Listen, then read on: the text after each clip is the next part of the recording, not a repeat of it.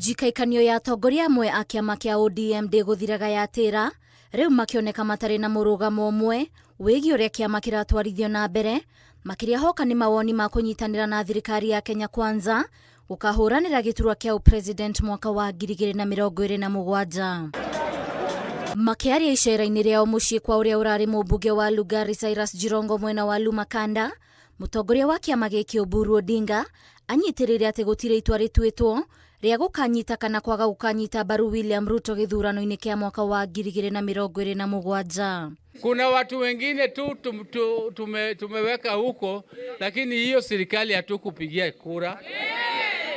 Serikali ile ambayo sisi tutapigia kura, ambayo tutakuwa ndani, itakuwa ni a negotiated arrangement na ODM iwe na nguvu kama chama. Akimunyita baru seneta wa Migori Moses Kajwang augete mutongoria wa kiama ena hinya wa gutua matua ma gutongoria kiama miario rereganitwo nayo ni mwandiki munene wa kiama giki Edwin Sifuna akiuga matua mothe no nginya matemanio mbere ya amemba a kiama matakindiritwo. Lakini katiba ya ODM inasema yule ambaye atatuelekeza kule mbele 2027 ni party leader na delegates wa chama.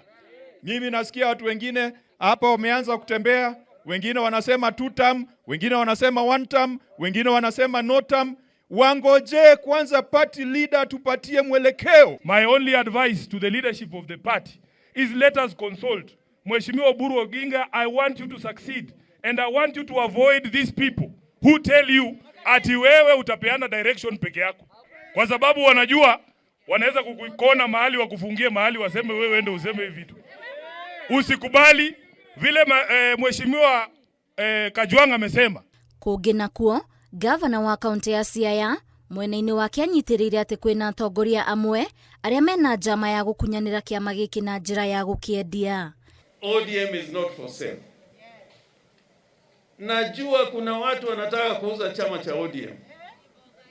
I can produce even the evidence that there are some people who are trying to sell this great party called ODM.